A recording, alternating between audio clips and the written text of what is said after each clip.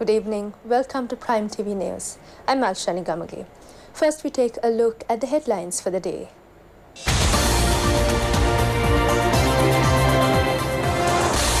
A lot of important information on the Swiss Embassy employees' case revealed. Public requested to inform on pretenders misusing president's name. Housing and vehicles for journalists at concessionary rates. Prisoner trying to escape shot in Homagama. And in news overseas, Pakistan ex-leader Pervez Musharraf sentenced to death for treason.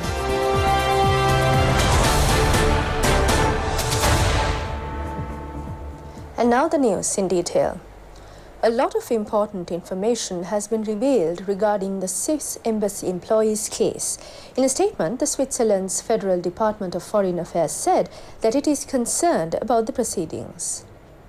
Investigations have been carried out regarding the incident of the alleged abduction and sexual abuse of Swiss Embassy employee Gania Bannister.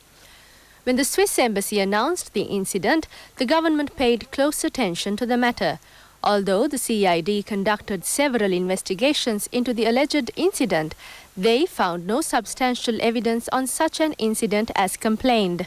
Accordingly, the woman attached to the Swiss Embassy was arrested on charges of giving false evidence to embarrass the Sri Lankan government. Colombo Chief Magistrate Lanka Jayaratne ordered to remand her till 30th of this month when she was produced before the court yesterday. Her bail application was turned down by the Colombo Chief Magistrate, citing these reasons: lack of support for the investigations, incompletion of the investigations into the incident, and the possibility of a public disturbance if bail was granted. The CID informed the court that according to investigations carried out, no evidence has been found to support her claim on abduction. It was also stated that according to the report of the judicial medical officer, Gania Bannister had not been subjected to any sexual harassment or injury. Before being produced in court, she was referred to a specialist psychiatric team of the National Institute of Mental Health, Angoda, according to a recent order by the court. Meanwhile, the Attorney General had instructed the CID to arrest the embassy officer and present her before the court. Expressing concern over the arrest, Switzerland's Federal Department of Foreign Affairs has called on the Sri Lankan judicial authorities to ensure better protection of its employees' personal rights and compliance with national law and international standards. It also said that in this high-profile case, Sri Lanka's reputation as a country that upholds the rule of law is at stake. The Ministry of Defence emphasizes that the law will be strictly enforced against persons who commit fraud by pretending to have connections with the President. The Ministry of Defence says it has received information on various fraudsters who deceive and influence people unlawfully by impersonating as coordinating officers or close associates of President Gotabaya Rajapaksa. The Defence Ministry, issuing a media release, sought the assistance of the general public to trace such imposters. Accordingly, in case of any knowledge of such fraudulent activities, the public is urged to lodge complaints with the Senior Deputy Inspector Generals of Police.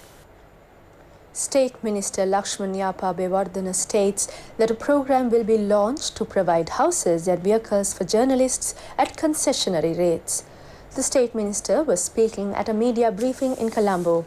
He also said that a national centre would be established to train the journalists. State Minister Abewardena noted that press clubs will be set up at provincial levels and the program will be extended to district level in the future. He said that the program to provide employment to all graduates will commence soon. The current government will provide jobs to all the graduates without any discrimination, though the previous government gave jobs for a selected group. The minister said that the program to recruit employees for menial jobs in the public sector will commence on the 15th of this month. An inmate of the Valikata prison who was taken to the Homagama court was injured in a shoot-in by the police while attempting to escape. It is said that the inmate was convicted of 2 murders and sentenced to life imprisonment. The prisoner had tried to flee when he got off the prison bus at the court complex. Prison officers opened fire when he was jumping off the wall of the divisional secretariat near the court. The injured is receiving treatment at the Homagama hospital. The victim is a 35-year-old resident of Middenia. In the meantime, a woman has died from a knife attack in front of the Kagalla court. It was reported that her husband had stabbed her. UNP leader Ranil Wickremesinghe says that there is no need to debate on things anymore and that the party should work in unity to win the future elections. The UNP leader was speaking at a meeting held with the UNP Youth Front at Sirikota. The Youth Front presented several proposals at the parley.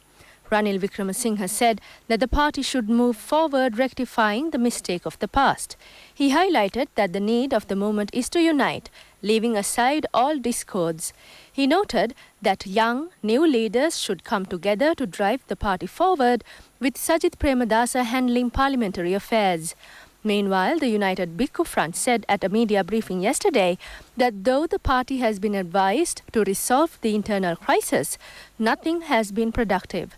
General Secretary of the Bhikkhu Front of the UNP, Venerable Thiniyavala Palita Thera, listed out the names of 24 parliamentarians as those who are attempting to destroy the party by challenging the leadership. Venerable Thiniyavala Palita Thera noted that the party leaders' failure to take disciplinary action against them is also a major cause for the deterioration of the party. The General Secretary of the UNP Bhikkhu Front pointed out that their previous advices have been rendered utterly futile. අපේ ආවාද අනුශාසනා බාර ගන්නවද කියලා. එක්සත් ජාතික පක්ෂයේ ඉන්න ඔක්කොම മന്ത്രിවරු මම බය නැතුව කියනවා මහින්ද රාජපක්ෂ මහත්මයාගෙන් ටියුෂන් ගන්න ඕන දේශපාලනය කරන්නේ කොහොමද කියලා. Still on local news, Archbishop of Colombo, His Eminence Malcolm Cardinal Ranjit, says that the media should not act in a manner that creates disunity among the people of the country. The Archbishop said this at a ceremony held at the Archbishop's house. His Eminence presided over the 150th anniversary of the Catholic English medium newspaper, The Messenger. Awards and certificates were presented to the children who won the competitions organized in line with the anniversary.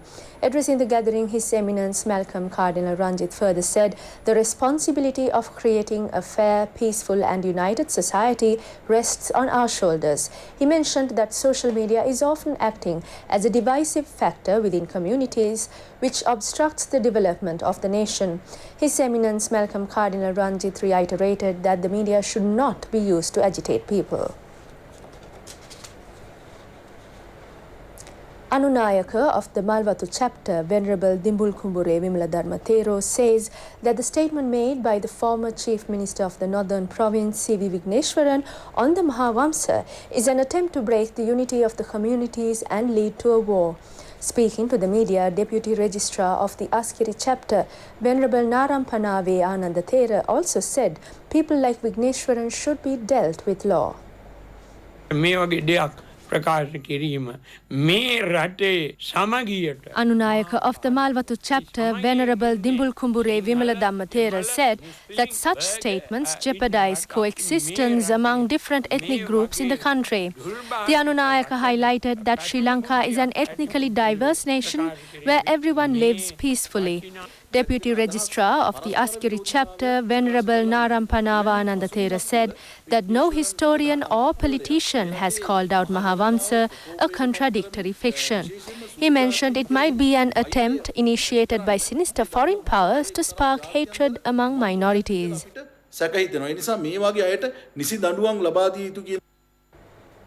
Minister Ramesh Patirana states that by next year, the income from export agricultural crops will be increased to 100 billion rupees. The minister pointed out that the government has already taken several steps to engender the agricultural export sector.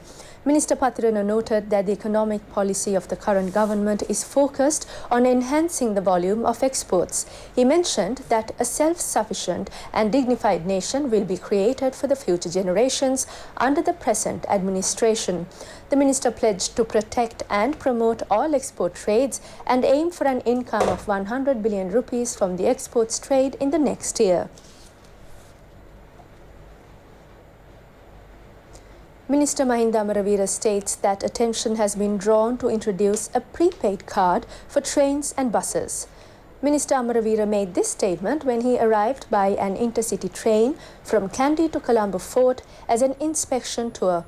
The minister inspected the Fort railway station and also inquired from the passengers and staff about the shortcomings. Minister Amaravira said that government buses and trains should issue prepaid cards for the convenience of the passengers. This will be a majorly instrumental in reducing corruption in the sector. Responding to a query made by a reporter about the difficulties faced by the public during sudden water cuts, the minister said that a new set of water tanks will be built to ensure an uninterrupted supply. Even though this process will be taking some time, the minister mentioned that it would be a long-lasting solution. Due to the construction of the new Kalani Bridge, the authorities have introduced a specific traffic plan. New Kalaniya Bridge Project Director Darshika Jayasekara stated that a rehearsal will be conducted today in view of launching the new traffic plan. Accordingly, only one lane of the road will remain open until the 21st of January.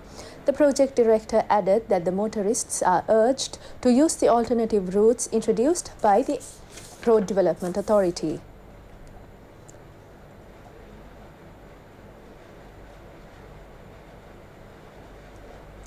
The port of Mahatoduava on the South Payagala coastal belt is undergoing rapid sea erosion. The fishermen say they are in great trouble as a result.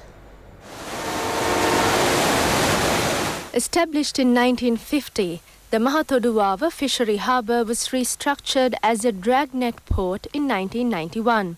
Fishermen in villages such as Palapolvatta, Lansiavatta, Alagahavatta and Rendagevatta are using this port for fishing. Due to the erosion of the coast, the harbour has posed a serious threat. As a result, the livelihood of the fishermen of the area has been severely affected. Fishermen have requested the relevant authorities to provide a speedy solution to this problem. The day's exchange rates are up next.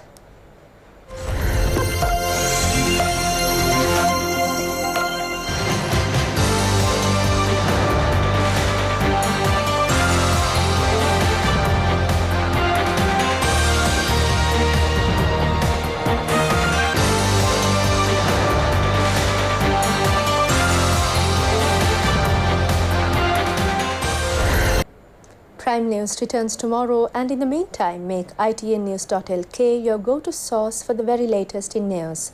I'm Ashani Gamagi signing out with the Prime TV News crew. Good night.